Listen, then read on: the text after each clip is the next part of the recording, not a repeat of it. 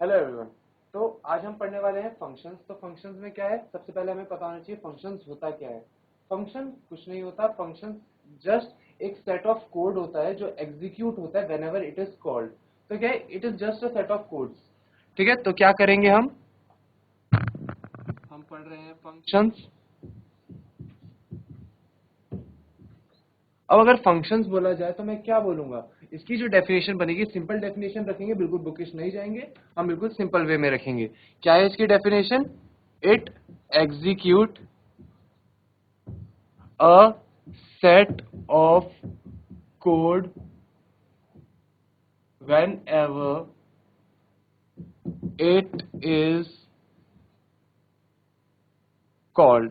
अब ये जो कॉल्ड है ना, ये वो वाला कॉल्ड नहीं है जिसको बोलते हैं हम कि आई कॉल्ड माय नेम, कुछ भी बोल सकते हैं, दिस इज कॉल्ड। ये दूसरा कॉल्ड है कि जब हम उसको कॉलिंग करते हैं। कॉलिंग मतलब कि उस फंक्शन को एग्जीक्यूट करने के लिए कॉल कर रहे हैं। ठीक है, तो आप डेफिनेशन समझ सकते हैं, it executes a set of codes whenever it is called. ठीक है, अब आते हैं इसके टाइप्स के ऊपर कि क्या इसके टाइप्स होते हैं, क्या क्या इनके प्रकार होते हैं। ठीक है, तो हम इसके जरा टाइप्स पढ़ते हैं।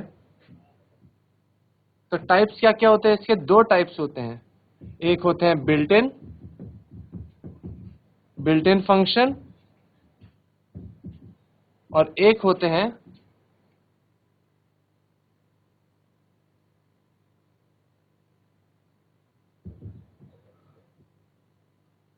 User defined function.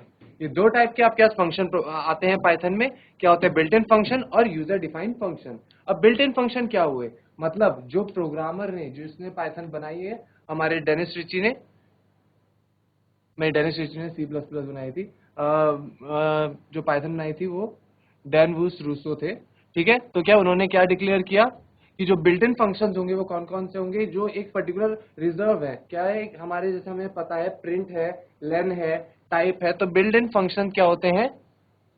Reserve function by the programmer.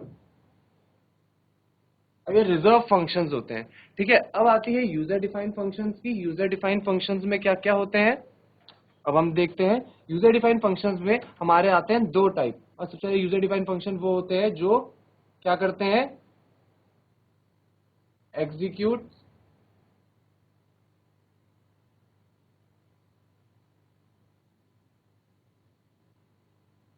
Based on user choice. Clear? It executes a code based on user choice. अब हम क्या है, एक फंक्शन खुद बनाते हैं। किस टाइप के फंक्शंस होते हैं वो हम आगे डील करेंगे। ठीक है, तो यूजर डिफाइंड फंक्शन एक नॉर्मल एक फंक्शन बन रहा है और उसका एग्जीक्यूशन हो रहा है। ठीक है, तो आप समझ सकते हो कि जो ये बिल्ट इन होते हैं रिजर्व, और यूजर डिफाइन होते हैं कि आप खुद बना रहे हैं और उसको अपने प्रोग्राम में यूज कर रहे हैं।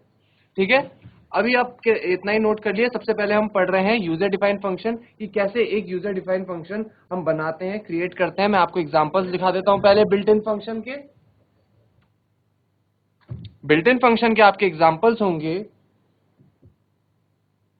Print, most common print function. अब जब भी मैं प्रिंट को कॉल करता हूं तो यहाँ पर मेरा कुछ पैरामीटर होता है।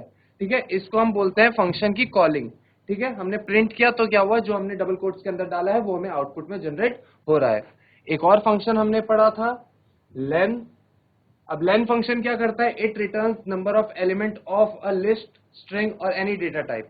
ठीक है, तो लेन से क्या होता है, उस पूरे डेटा टाइप की इंटीजर फॉर्म में क्या है, नंबर्स आ जाती है, कितने एलिमेंट प्रेजेंट है। अगर मैं बोलूंगा ऋत्विक का लेन निकालो, कि डबल कोट्स में मैं यहाँ पर ऋत्विक लिखूंगा तो क्या आएगा, RITVIK, मतलब 6 लेटर्स यहाँ पर आपको आउटपुट में देखने को मिल सकता है, 6 as a integer.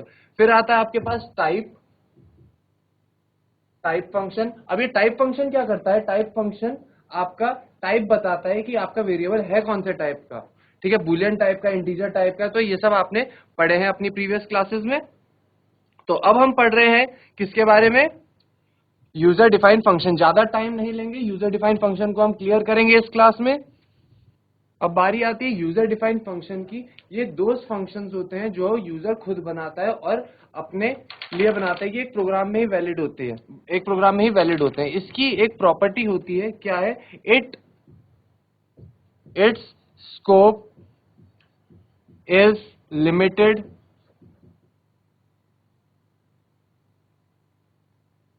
in the current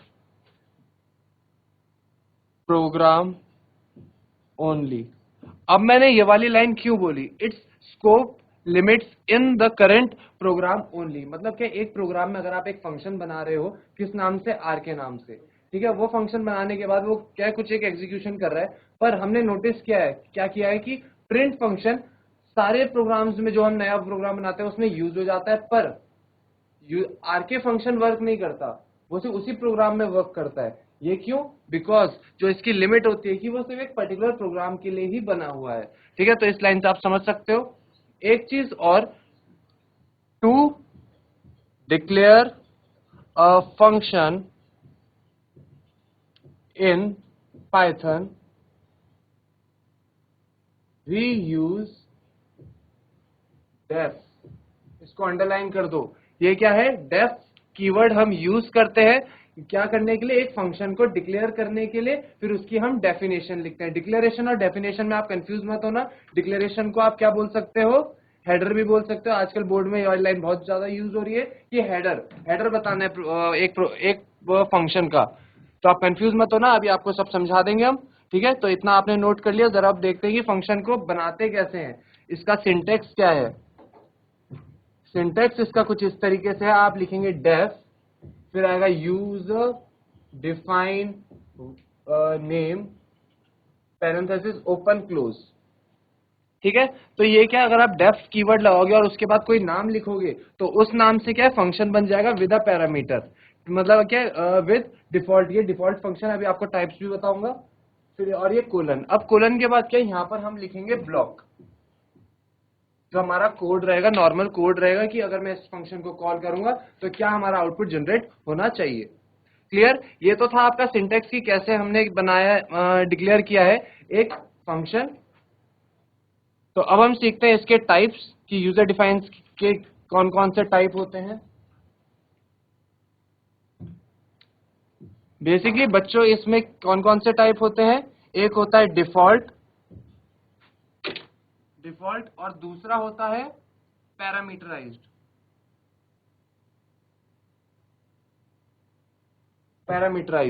ठीक है, डिफॉल्ट फंक्शन होता है और पैरामीटराइज्ड फंक्शन होता है। दो फंक्शंस आते हैं, ये दोनों यूजर डिफाइंड फंक्शंस के अंदर आते हैं।